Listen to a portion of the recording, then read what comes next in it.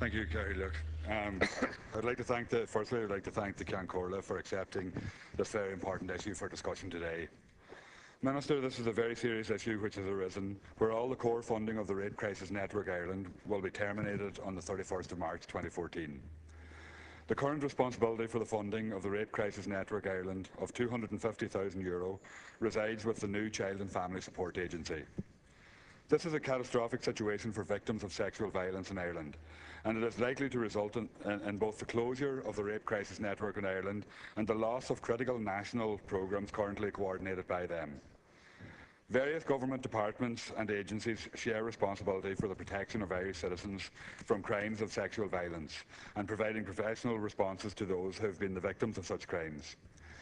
Each statutory agency has a partial responsibility, partial knowledge and a partial strategy. The Child and Family Agency responsibilities have, like all other statutory locations, a partial and reductive knowledge of the complexity of crimes of sexual violence, the needs of victims and the needs of other statutory locations. All core funding is to be cut as a result of this partial and reductive approach. The Child and Family Agency has said that they will tender for a service that it requires in terms of its responsibilities on greatly reduced funds. Minister, this silo thinking will break up the cross-agency benefits of the Rape Crisis Network and do huge damage. Minister, there are almost 2,000 rapes and sexual assaults each year in this country, and these survivors rely on the support and expertise provided by the Rape Crisis Network, which has now been undermined by the Child and Family Agency. In the rush for the Child and Family Support Agency to reduce costs, this decision will do untold damage to the future of the network and impact on the thousands of people that depend on the services they provide. This will happen because the collective knowledge and information gathering of the network will be lost. I urge you, Minister, to think of the bigger picture and protect the Rape Crisis Network, maintain its funding and allow it to continue to provide this vital service. Can I thank both Deputy Pringle and Deputy Halligan for raising this important topic. I welcome the opportunity to clarify the situation. I absolutely share their concern about this issue in relation to sexual violence and the need to have a cohesive and comprehensive response to that issue. Yesterday I had the opportunity indeed to actually work with the Rape Crisis Network when I launched 2 more of their very valuable reports into sexual violence in this country and the various issues arise in relation to it. So for all of those reasons, I welcome the opportunity to clarify the approach, the government's approach to strengthening the provision of domestic and sexual violence services, and I'll take this opportunity to do that. Overall responsibility for policy in this area rests with my colleague, the Minister for Justice and Equality. But the new Child and Family Agency, which is under my remit, has specific responsibility for funding rape crisis centres previously funded by the HSE. And it is in that context, of course, that I am responding to the House. The decision taken by the government to set up the new agency was informed by the work of the task force, which I established in September 2011 and which reported in July 2012. The task force considered that domestic and sexual violence services should form an integral part of the remit of the new agency, due for the very reasons that the deputies have outlined, due to the significant impact that domestic violence does have on children's welfare. The recommendation of the task force relating to domestic and sexual violence services was accepted by government and discussed here in the House when we put the legislation for the establishment of the agency through the House just some weeks ago. So the functions of the agency do include responsibility for the areas you've outlined, for the care and protection of victims of domestic, sexual or gender-based violence, whether in the context of the family or otherwise. So I do want to say that this area is now for the first time under national direction. And I want to advise the House that as part of the establishment of the new Child and Family Agency, a dedicated position of Programme Manager for domestic, sexual and gender-based violence is being created. So we have this national coordination now for the first time. And the new National Programme Manager, who herself is very skilled and experienced in the areas that you have spoken about, is taking up her position on the 3rd of February next. The funding has been separated out as well to get absolute clarity in what the funding is, because before, as you know, it was part of the very broad HSE budget. So the budget that has been identified is 17.4 million on the provision of domestic and sexual violence services, and it includes the funding of 60 services throughout the country.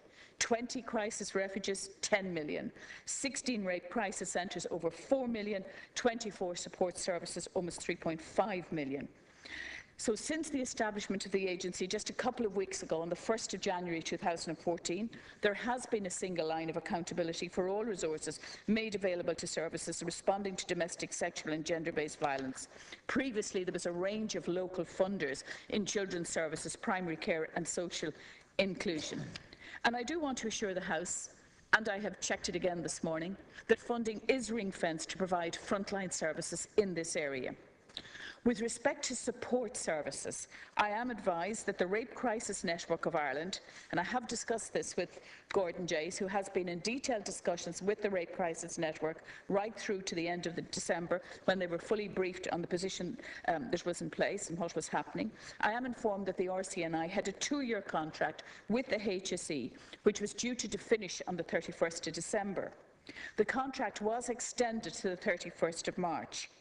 But due to the level of support services involved and the value of the contract, a tendering process for reappointment of a service is required under EU regulations.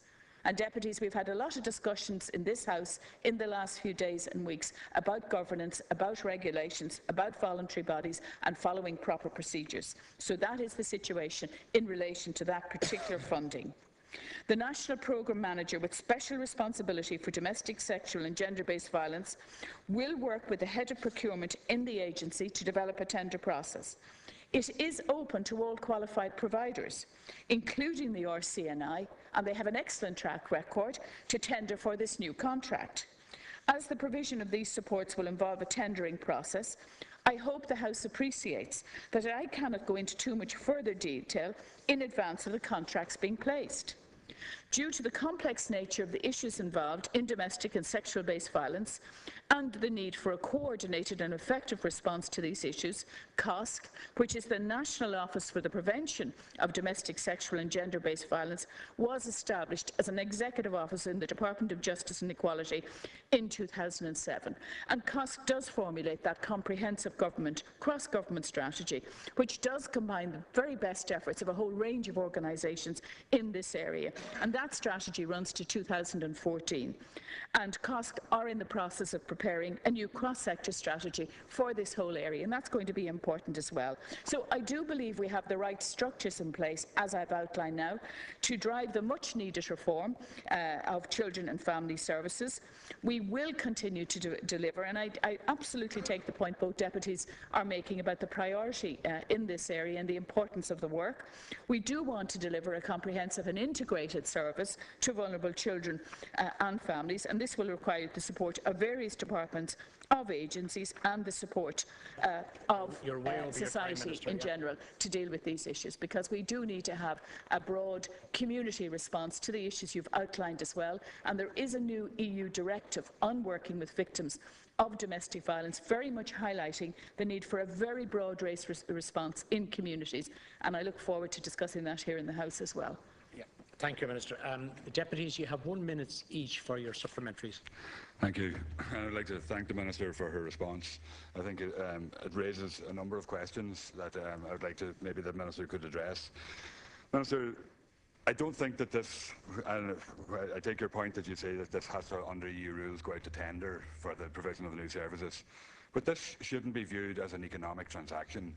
This should be viewed as a facility that's important for the victims in this situation right across the country. And I don't believe that the EU tendering rules would state that it has to be viewed as a commercial tender and as a tender process in that way. I think we could, as a state, say that this is a vitally important service for the protection of victims across the country, and there would be exceptions that could be made in the tendering rules in relation to that.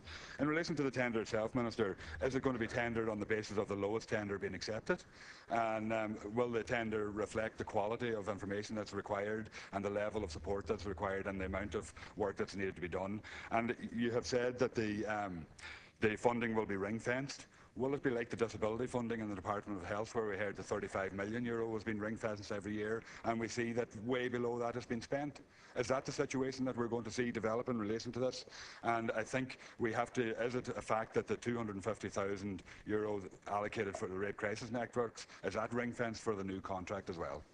But I think it's extremely important in this discussion that we separate out the support, the importance of support for victims of crimes of a sexual nature, the importance of support for the services who work with those victims and who provide such a comprehensive service throughout the country. And it is critical that victims of crimes of sexual violence have access to services. There's no question of that, and I have stated my commitment and the government's commitment to ring-fence the frontline services that reach out to people, to women and indeed to men in that situation. I think it's important that we separate that out from the particular issue in relation to the tendering process for a particular piece of work where there are contractual obligations and EU regulations that have to be followed if substantial funding is being made to any one provider.